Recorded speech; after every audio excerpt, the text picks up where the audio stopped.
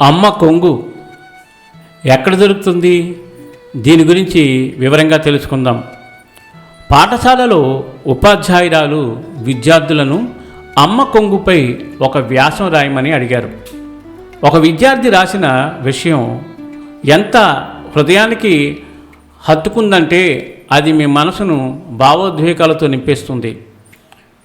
గౌరవనీయ ఉపాధ్యాయురాలి అమ్మ కొంగు కేవలం ఒక వస్త్రపు ముక్క మాత్రమే కాదు, అది అమ్మ యొక్క గౌరవం మరియు ఔన్నత్యం.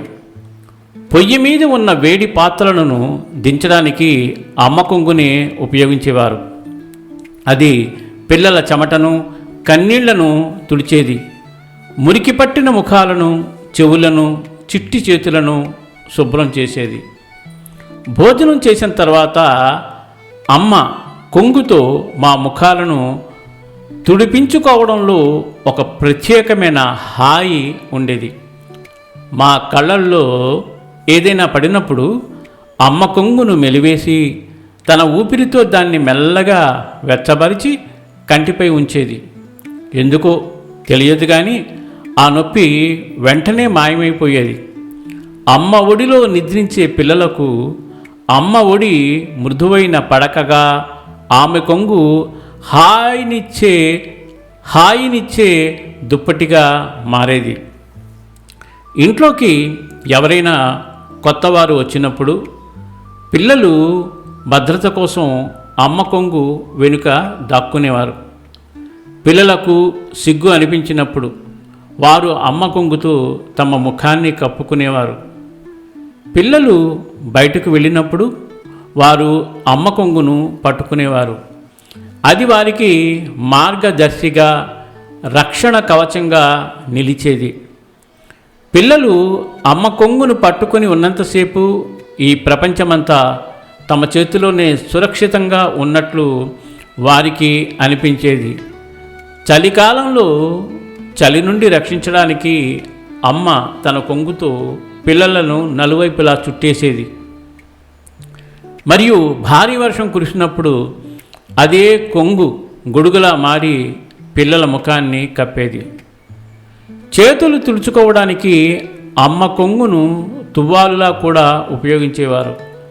చెట్ల కింద రాలిన పూలను, పండ్లను సేకరించి అందులోనే మోసుకొచ్చేది.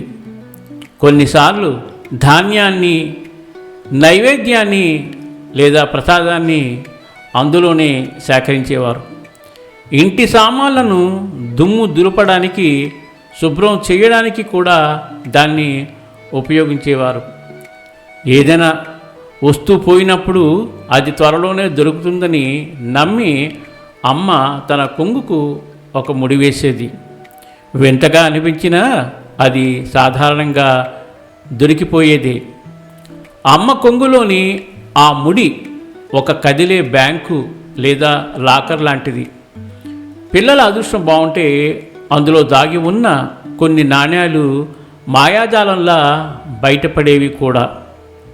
అమ్మ చీర కొంగు కేవలం ఒక వస్త్రం మాత్రమే కాదు, అది ఒక అద్భుతమైన అనుభూతి, ఒక భావోద్వేగం, ఒక ఆశ్రయం మరియు ప్రేమతో నిండిన ఒక ప్రపంచం.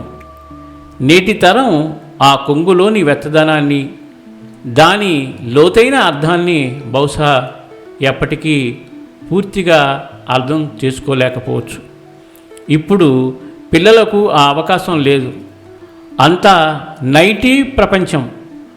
మరియు ఇప్పుడు అమ్మలు జీన్స్ ధరిస్తున్న ఈ రోజుల్లో మరి ఆ కొంగు ఎక్కడి నుండి వస్తుంది? ప్రేమను, వెచ్చదనాన్ని, త్యాగాన్ని మరియు బాల్యపు లెక్కలేనన్ని మధుర స్మృతులను తనలో మోసుకున్న ప్రతి అమ్మ చీర కొంగుకు ఈ నివాళి. చాలామంది ఈ యొక్క అనుభూతిని పొంది ఉంటారు. అమ్మ కొంగులో ఉండే ఆ ప్రేమను చవి చూసుంటారు.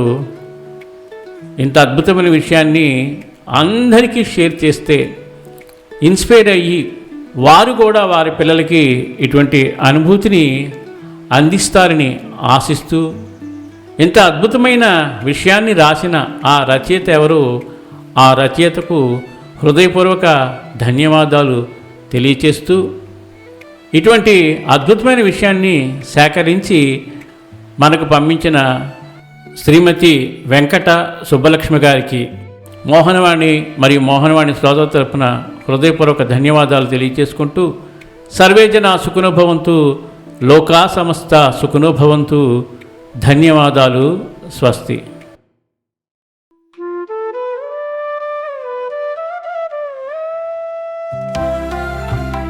సత్సంగం సత్సంగం భగవంతుని లీలలు, సాధు సత్పురుషుల గాథలు, మహాత్ముల జీవిత గాథలు,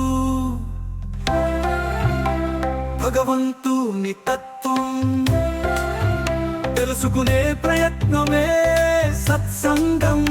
ఈ సత్సంగం వినండి, వినిపించండి, వింటూనే ఉండండి. సత్సంగం, ఈ సత్సంగం.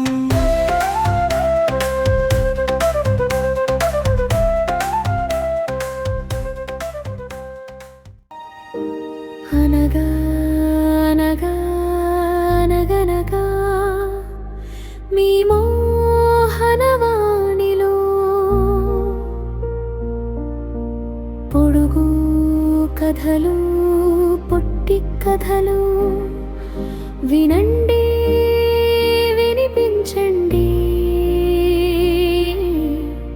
వింటూనే ఉండండి. అనగా అనగా అనగనగా.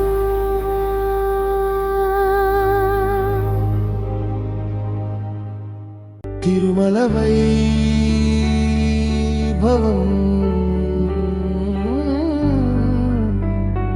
కనులారా కాంచిన వేయి నామాలు కీర్తించిన తనివి తీరనిది స్వామి దర్శనం.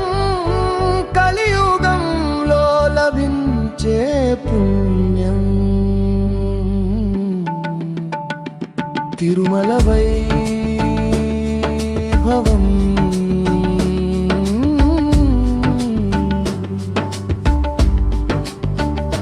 తిరుమల వైభవం.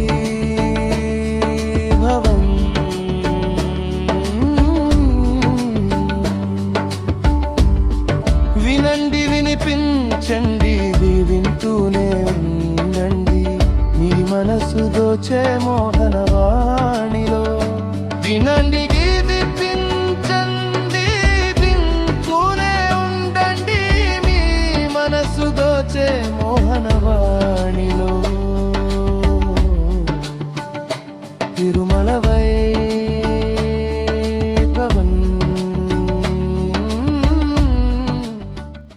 మా కార్యక్రమాలు నచ్చితే తప్పకుండా ఒక లైక్ చేయండి, కామెంట్ చేయండి. అలాగే పక్క నుండి హై బటన్ ఒకసారి ప్రెస్ చేసి దాంట్లో ఉండే మార్క్స్ కూడా మాకు ఇవ్వండి.